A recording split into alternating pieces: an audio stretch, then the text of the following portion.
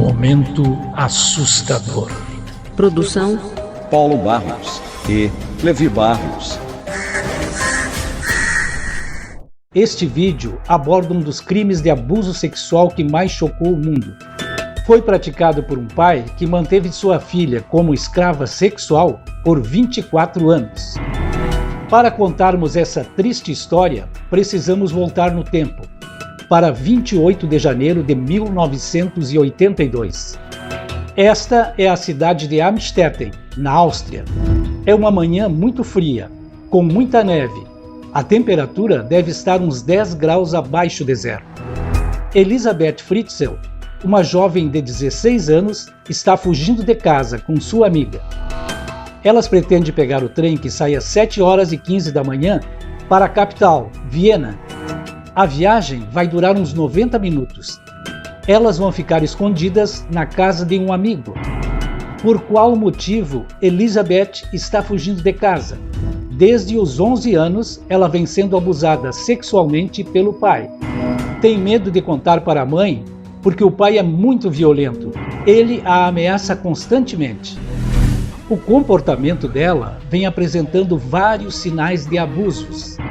Ela anda isolada, tem dificuldades de se concentrar na sala de aula e até já falou para as amigas que tem vontade de morrer. Após a sua fuga, quando os pais percebem a sua ausência, eles procuram pela cidade, mas não a encontram. Eles avisam a polícia e já nas primeiras investigações, a polícia percebe que as meninas fugiram para Viena. Depois de 3 semanas, eles localizam Elisabeth e a sua amiga.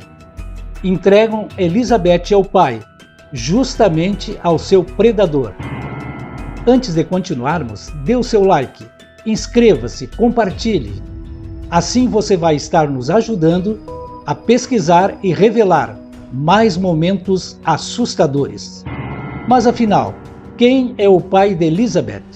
Seu pai é um engenheiro elétrico, muito conceituado em Amstetten. Ele é Josef Fritzl. Tem uma boa imagem profissional. É um cidadão alegre e simpático. É dono de algumas propriedades. Entre elas, este prédio de 3 andares, onde a família mora. Josef casou com Rosemarie, a mãe de Elisabeth, quando ele tinha 21 anos e ela 17. Tiveram 7 filhos, 5 meninas e 2 meninos. Com o tempo, a mãe e os filhos foram sendo oprimidos pelo pai, muito autoritário. Só a palavra dele valia. O que aconteceu após a volta de Elisabeth? O pai não tocou mais nela nas primeiras semanas. Como ela poderia voltar a fugir, ele iniciou uma profunda reforma no porão. Dizia para todos que lá seria o seu novo local de trabalho e que só ele poderia frequentar.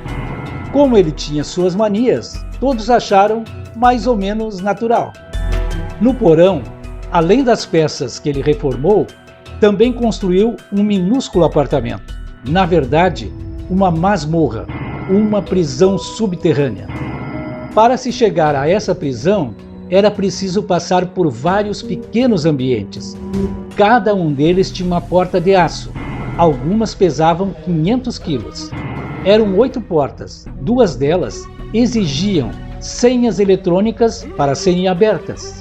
Na verdade, aquilo era um verdadeiro labirinto. A entrada para a masmorra estava escondida atrás de uma estante de livros. Atrás dessa estante havia uma portinha, uma portinhola. Para abri-la, também era necessário uma senha eletrônica. Para ele entrar nessa prisão subterrânea, era preciso que ele se curvasse e até mesmo rastejasse. A portinhola tinha apenas 90 centímetros de altura. Lá dentro, ele instalou uma mesinha, um fogão elétrico e uma geladeira. E também uma pia, um vaso sanitário e uma minúscula banheira. Havia um corredor estreito que dava para 2 mini quartos, um para as crianças e outro para ele e Elisabeth. Como foi que ele sequestrou a própria filha? Em 28 de agosto de 1984, depois de Elisabeth completar 18 anos, ele a atraiu para o porão. disse que precisava dela para instalar uma porta. De forma violenta, ele a atacou e a sufocou com um pano encharcado com éter. Depois, a jogou sobre uma das camas e a acorrentou na parede. As horas passaram e a mãe, Rosemarie, começou a sentir falta da filha. Como ela não aparecia, a mãe comentou com o pai. Ele disse que provavelmente Elizabeth estava na casa de alguma amiga. Mais algumas horas passaram e a mãe chamou a polícia. As buscas não deram em nada. O tempo foi passando. Cerca de um mês depois, Joseph entregou um envelope à polícia. Nele havia o carimbo do correio da cidade de Braunau, na Áustria. Era uma carta onde Elizabeth dizia que não gostava mais de morar com a família. Por isso tinha ido embora, procurar um bom emprego. Alertava que não a buscassem, pois senão ela fugiria da Áustria. A carta realmente foi escrita por Elizabeth, após o seu pai ameaçá-la com violência. Dias antes, ele foi à cidade de Braunau e colocou a carta numa caixa coletora dos Correios. E naquela prisão subterrânea, como foi o inferno de Elizabeth. Para mantê-la viva, Joseph levava mantimentos e comida. Ela nunca mais viu a luz do sol, e ele a violentava todos os dias. Não adiantava gritar, as paredes tinham isolamento acústico. Joseph costumava ir ao porão todos os dias às 9 horas da manhã. Dizia para a mulher e os filhos que iria trabalhar e que não gostaria de ser incomodado. Como ele era autoritário, todos tinham medo. Frequentemente, ele passava a noite por lá, e a partir daí, Elizabeth foi engravidando.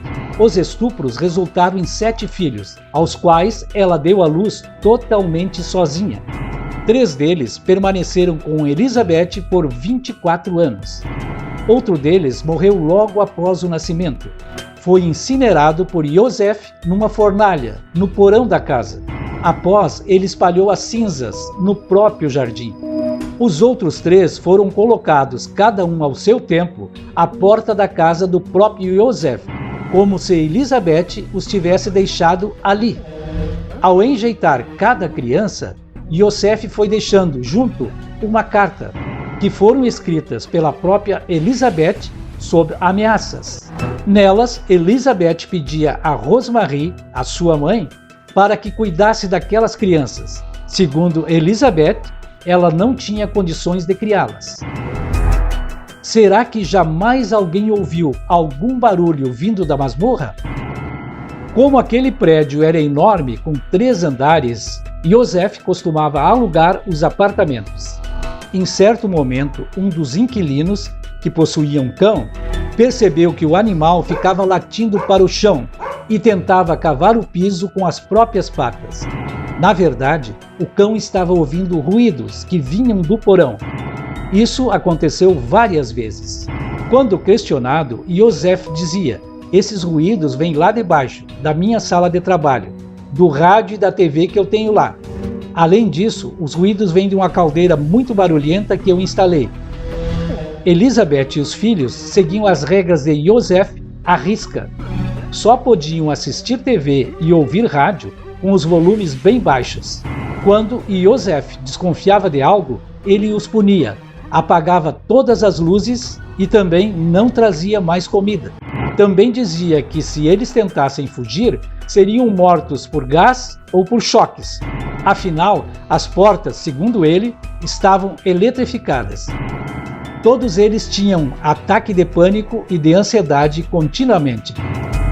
E afinal, como foi o início do fim daquele sofrimento? Em 19 de abril de 2008, a filha mais velha, Kerstin, agora com 18 anos, passou muito mal. Assim como os outros, ela não pegava sol, não respirava ar puro e, além disso, estava subnutrida. Ela caiu inconsciente, gélida, pálida, quase à beira da morte. Elizabeth suplicou ao pai para que ele a levasse ao hospital. Ele se negou, mas depois de tanto ela implorar, ele concordou, muito contra sua vontade. Antes, ele fez Elizabeth escrever uma carta. Através dela, a mãe suplicava ajuda para sua filha e dizia que tinha pedido ao seu pai, o avô de Kerstin, que a levasse ao hospital. Kerstin foi internada em estado grave, com insuficiência renal e com risco de vida. Quando os atendentes voltaram para falar com Josef, ele tinha ido embora. Todos acharam aquela atitude muito estranha. E mais, Kerstin não tinha documentos. Praticamente ela nem existia. Não possuía certidão de nascimento, nem registros escolares e nem carteira de identidade.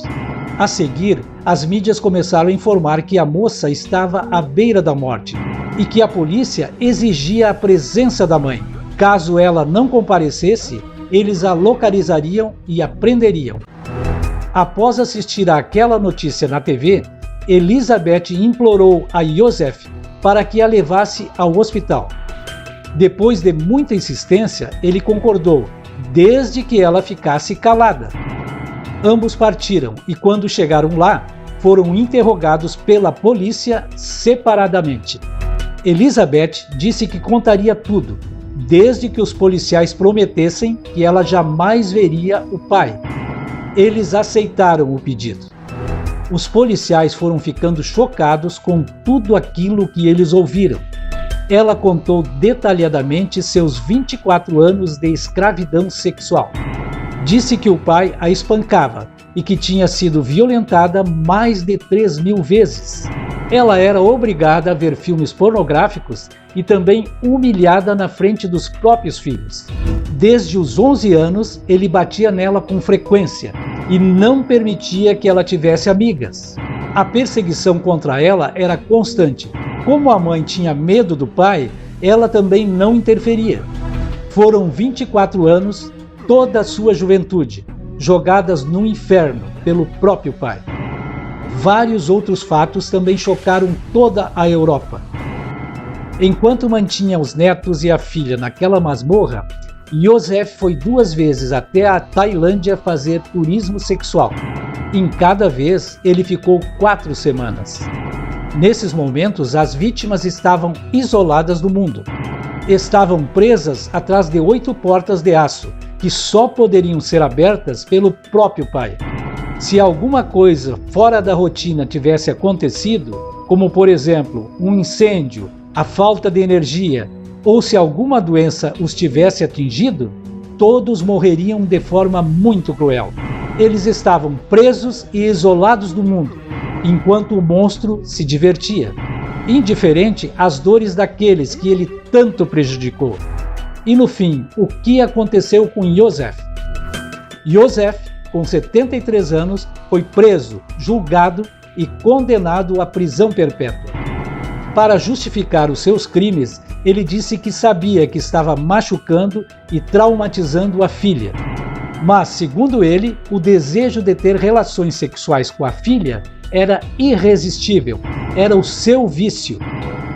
Hoje, ele está na prisão de Stein, na Áustria. O que aconteceu com Elizabeth, com seus filhos e a sua mãe? Após o escândalo, Rosemarie fugiu do prédio. Elizabeth e seus filhos passaram a ser tratados numa clínica. Foram protegidos do ambiente externo. Receberam tratamentos médicos e psicológicos. Todos ganharam novas identidades. Apesar dos sofrimentos, eles estão se adaptando a uma vida normal e em família. Até hoje, a maioria das pessoas se pergunta: como foi que Josef conseguiu escravizar sua filha por 24 anos sem que ninguém percebesse? Como conseguiu enjeitar aquelas 3 crianças na porta da sua própria casa sem que ninguém visse? Como ele conseguia levar mantimentos e alimentos para o porão sem levantar suspeitas? Por que será que a polícia, os vizinhos, os assistentes sociais e os amigos nunca suspeitaram de nada? Na próxima semana, estaremos abordando um tema que preocupa todas as pessoas. Afinal, o que acontece depois da morte? Nos veremos na próxima semana. Até lá!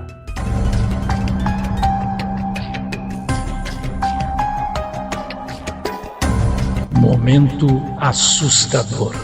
Produção Paulo Barros e Levi Barros.